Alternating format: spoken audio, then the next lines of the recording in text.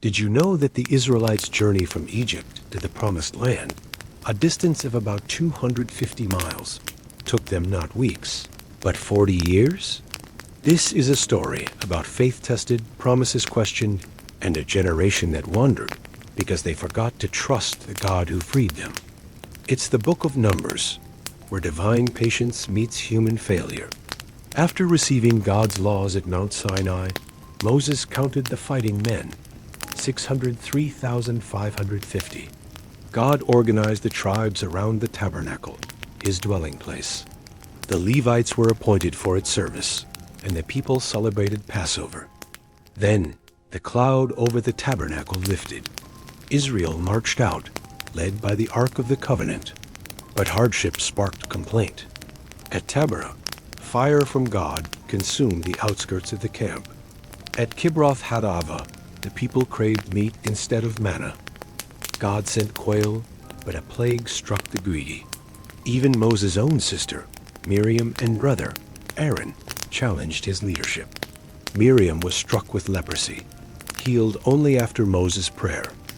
Reaching Kadesh Barnea, Moses sent 12 spies into Canaan. After 40 days, they returned with grapes so large it took 2 men to carry them. But 10 spies spread fear. Giants live there. We are like grasshoppers to them. Only Joshua and Caleb urged trust. God will give us the land. The people wept and rebelled, wanting to return to Egypt. God declared their punishment. 40 years of wandering, 1 year for each day the spies explored until that generation died in the wilderness. They would not enter the land. Defiant, some Israelites tried to invade Canaan anyway. They were crushed by the Amalekites. Then Korah, a Levite, led 250 prominent men in rebellion against Moses and Aaron. You have gone too far. All the congregation is holy, they claimed. God judged them. The earth swallowed Korah and his followers, and fire consumed the 250 offering incense. When the people grumbled against Moses the next day, a plague killed 14,700 until Aaron, at Moses' command, stood with incense between the living and the dead. To confirm Aaron's priesthood, God made his staff bud with almonds overnight. The journey resumed. At Meribah, with no water, the people raged. God told Moses to speak to a rock. Instead, Moses struck it twice, saying, "Must we bring water for you?"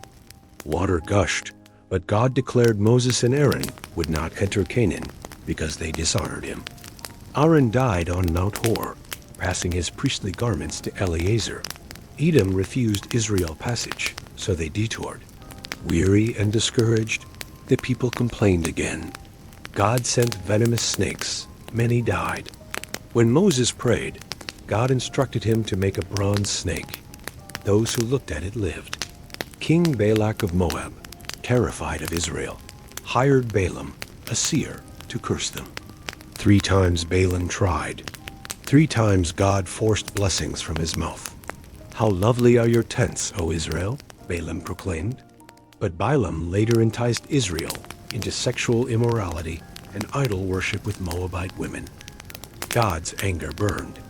A plague killed 24,000 until Phinehas, Aaron's grandson, stopped it by driving a spear through an Israelite man and a Midianite woman.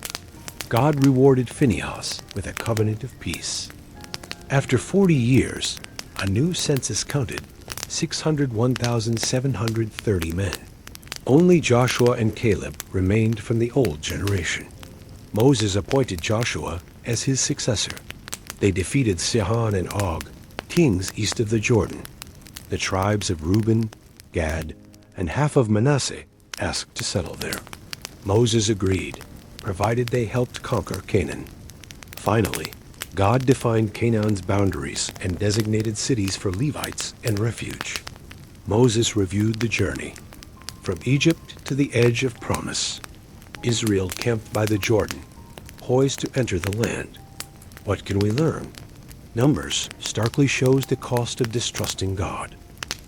An entire generation forfeited their destiny because fear drowned faith. Yet in judgment, God remained present, guiding by cloud, providing manna, preserving a remnant. His holiness demands reverence, but his mercy endures. When Israel repented and looked at the bronze snake, they were saved, foreshadowing Christ, who would be lifted up for all who believe. The journey through the wilderness reminds us, God's promises are sure, but receiving them requires obedient trust, even in our failures. He leads us toward rest if we fix our eyes on him.